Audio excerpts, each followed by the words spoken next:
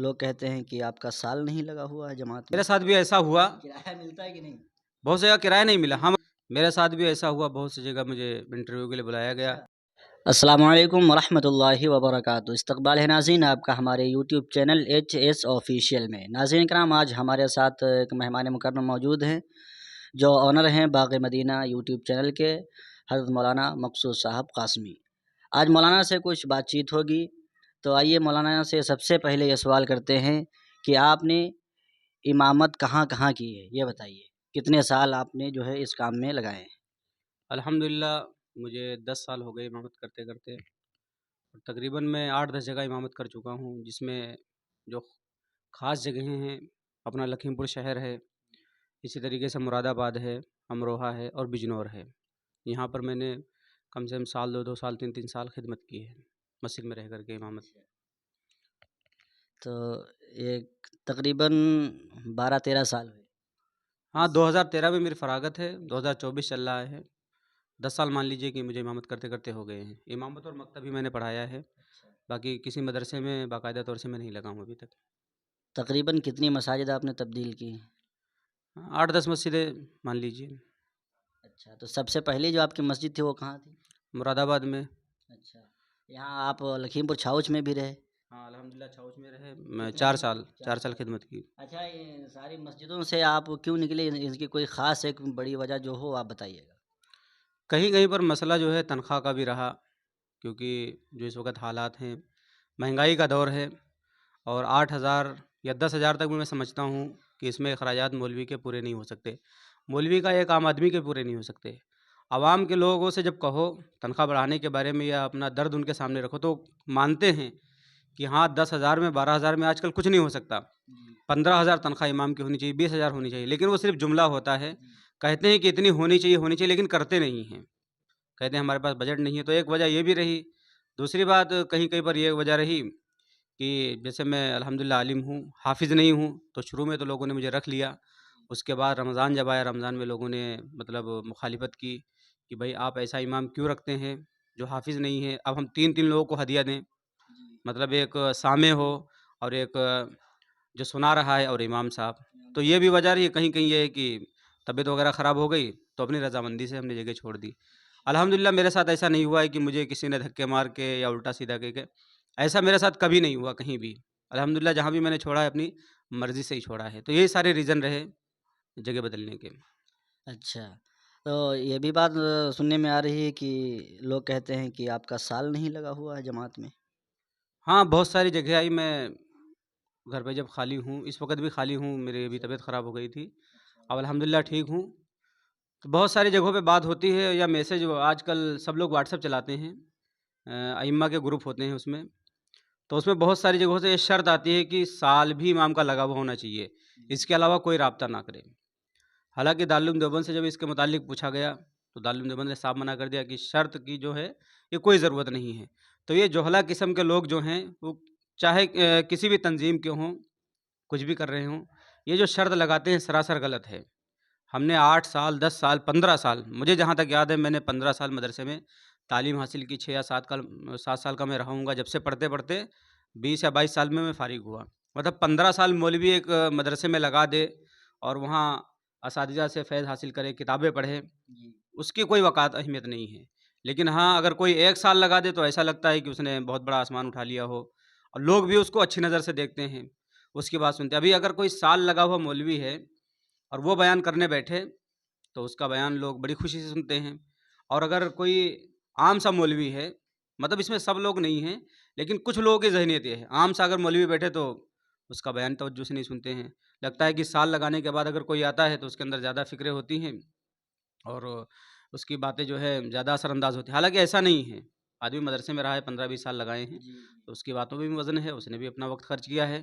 دیوبند کا تو صاف صاف یہ کہنا ہے اگر آپ کے پاس وقت ہے اور کوئی مشاغل نہیں، جیسے ہم مان لو امامت کر رہے ہیں، یہ بھی ایک دین کا مشغلہ ہے. ہم تو جماعت والے کام کو یہ کہتے ہیں کہ یہ بھی ایک تبلیغ کا شعبہ ہے، دین کا شعبہ ہے. یہ نہیں کہتے ہیں کہ یہی صرف ٹھیک ہے. تو مدرسہ ہے، اس میں کوئی خدمت کر رہا ہے تو وہ بھی ایک تبلیغ کر رہا ہے، دین کی اشاعت کر رہا ہے. امامت کر رہا ہے، یہ بھی دین کو آگے بڑھا رہا ہے. اسی طریقے سے جو لوگ فارغ ہیں ماشاءاللہ بہت سارے ہمارے دوستوں میں بہت سارے لوگوں نے سال لگایا ہوا ہے، تو فارغ ہیں تو اپنا آرام سے لگائیں، لیکن جو عوام کی طرف سے یہ شرط لگائی جا رہی ہے، اب کچھ علماء کو اس طریقے سے دیکھتے ہیں ان کا سال نہیں لگا، ان کا چلہ نہیں لگا، ان کو امامت پہ نہ رکھیں، یہ سراسر غلط ہے۔ بڑے بڑے ہمارے جو علماء ہیں ان کو آگے آنا چاہیے اور عوام کے درمیان ان باتوں کو لانا چاہیے، ممبر سے بڑے بڑے جلسوں سے اس بات کو کہا جائے کہ جو ذہنیت بن چکی ہے اس کو ختم کرنا چاہیے۔ آپ کو کیسا بھی مولوی مل جائے، سال لگا ہو یا نہ لگا ہو، آپ اس کو امامت پر رکھ لیجئے۔ ہاں، آپ نے درست فرمایا۔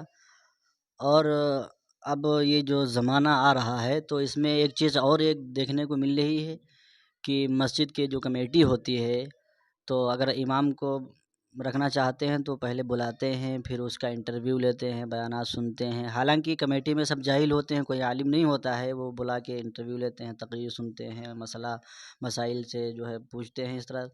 تو ان لوگوں کے بارے میں آپ کیا کہیں گے؟ ہاں، کیونکہ کچھ لوگ چاہتے نہیں۔ میرے ساتھ بھی ایسا ہوا، بہت سی جگہ مجھے انٹرویو کے لیے بلایا گیا اچھا۔ کہ آپ پہلے آئیے۔ باقاعدہ میں ایک جگہ گیا تھا امامت کرنے امروہہ کی طرف، تو وہاں مجھ سے کہا گیا کہ آپ آئیے پہلے نماز پڑھائیے، تو میں نے نماز پڑھائی، صبح میں نے قرآن پاک کی تفسیر کی، اس کے بعد جو ہے انہوں نے کہا ٹھیک ہے ظہر کے ٹائم مشورہ کر کے بتائیں گے، تو مطلب ان کو تسلی ہو گئی، اس کے بعد مجھے رکھا انہوں نے۔ تو یہ آج کل چل رہا ہے، اور بہت ساری جگہ یہ ہے کہ علماء کو بلایا جاتا ہے، حفاظ کو بلایا جاتا ہے، وہ بیچارے دور دراز سے سفر کر کے جاتے ہیں اور وہاں بیان بھی کرتے ہیں، تفسیر بھی کرتے ہیں، ساری چیزیں کرتے ہیں اور بعد میں واپس آ جاتے ہیں۔ میرے ساتھ بھی ایسا ہوا، کرایہ ملتا ہے کہ نہیں؟ بہت جگہ کرایہ نہیں ملا۔ ہم ابھی بہرائچ ضلع میں ایک جگہ ایک بہت معتبر عالم ہیں، اچھا اچھا۔ تو ان کے ذریعے میں وہاں پہنچا، میں تھا اور حافظ نصر الدین نوری بھی تھے۔ 500 روپے کا تیل لگ گیا میرا، اور اس وقت میں خالی تھا 1.5 مہینے سے، میرے پاس خود پیسوں کی مجبوری تھی، لیکن بندے نے یہ نہیں سوچا کہ لاؤ ان کو 200 روپے 300 یا 400 روپے کرایہ دے دے، لیکن جبکہ نیم یہی ہے، نیم نہ کہہ لیجیے بلکہ ایک اخوت و بھائی چارگی میں یہ ہونا چاہیے کہ ایک آدمی 100 کلومیٹر سے 50 کلومیٹر سے چل کر کے آ رہا ہے تو وہ کچھ نہ کچھ اس کو کرایہ ضرور دے دیں۔ ابھی میں بستی ضلع گیا تھا تو وہاں مجھے کچھ سمجھ میں نہیں آیا، وہاں تھوڑا دقت تھی مسجد میں، تو میں آ گیا، لیکن ان حضرات نے ماشاءاللہ 1000 روپے مجھے کرایہ کا دے دیا کہ حضرت جو آپ آئے ہیں 500 ادھر سے لگا ہے، 500 ادھر سے، تو آپ 1000 روپے کرایہ لے لیجیے۔ تو بہت سارے لوگ ہیں، اچھے لوگ بھی ہیں کہ وہ کرایہ بھی دے دیتے ہیں، بہت سارے ایسے علماء اکرام بھی ہیں کہ ان کے ہاں جاؤ نظر انداز کر دیتے ہیں، آئے ہو اپنا دیکھ کے چلے جاؤ، نہیں پسند آئے تو انٹرویو کا جو معاملہ ہے لے لیتے ہیں، تو بہت سارے لوگ کرایہ دیتے ہیں، بہت سارے کرایہ نہیں دیتے ہیں، اور بہت سارے لوگ اٹکا کے رکھتے ہیں۔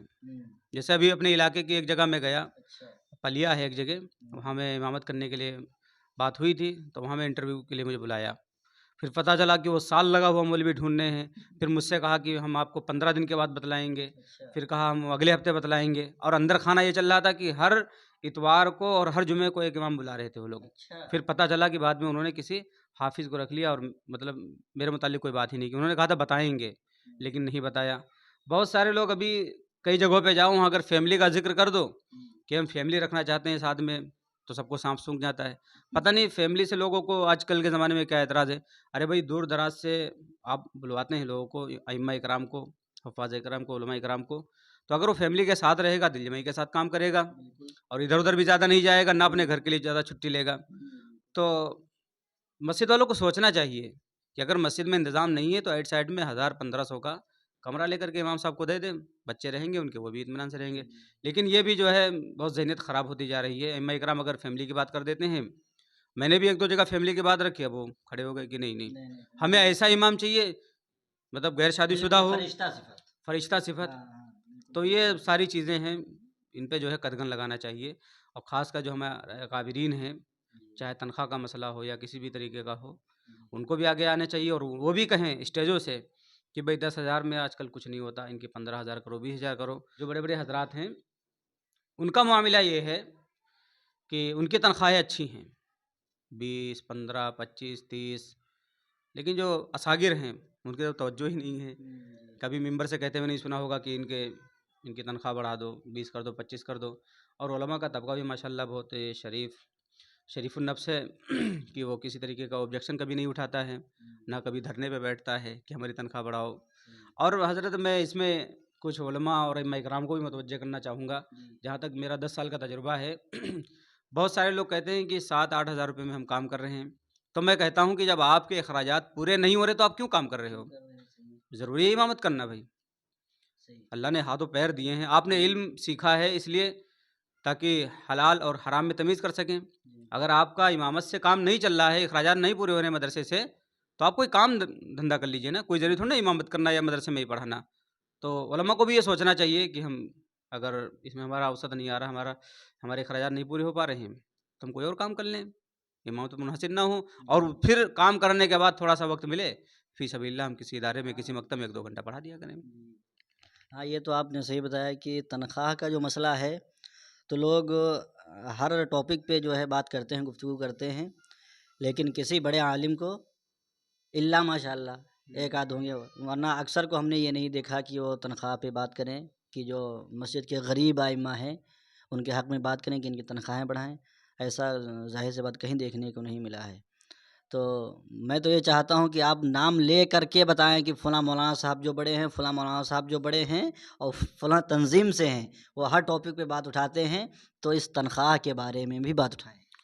ہاں، تو بڑے بڑے علماء اکرام جو اپنے علماء دیوبند ہیں، علماء دیوبند میں آپ مولانا مفتی ابوالقاسم نعمانی صاحب ہیں، اسی طریقے سے مولانا محمد مدنی صاحب ہیں، مولانا ارشد مدنی صاحب ہیں، اسی طریقے سے خلیل الرحمن سجاد نعمانی صاحب ہیں، یہ اور ہمارے ندوے کے جو بڑے بڑے استاد ہیں مولانا جی جی ان لوگوں کو، اور یہ جو محترم صاحب ہیں مولانا عبدالعلی فاروقی وغیرہ ہیں، اور اسی طریقے سے ندوے کے اور سینئر استاد ہیں، وہ محترم صاحب ان کا کیا نام ہے میرے ذہن میں نہیں آ رہا ہے، سعید الرحمن اعظمی صاحب ہیں، اور ان سے جو لوگ وابستہ ہیں، مطلب جو ہم اکابر ہیں، ان لوگوں کو آواز اٹھانی چاہیے ائمہ اکرام کے لیے بھی، اسٹیجوں سے اور مسجدوں میں جا کر کے جہاں جہاں بھی بیان کے لیے جاتے ہیں وہاں ائمہ کے لیے بھی بات کریں۔ بہت سارے علماء ماشاءاللہ اس زمانے میں بات کر رہے ہیں علماء، جیسے وہ پنجاب والے لدھیانہ کے جو امام صاحب ہیں عثمان صاحب، جی، مولانا عثمان صاحب ماشاءاللہ اس وقت ابھی ان کی کئی ویڈیوز آئیں سوشل میڈیا پہ دیکھا، وہ ائمہ اکرام کے لیے باقاعدہ بات کر رہے ہیں کہ آپ کے پاس 1-1 لاکھ روپے کا فون ہے اور ائمہ اکرام کو تنخواہ دینے میں نانی مر رہی ہے،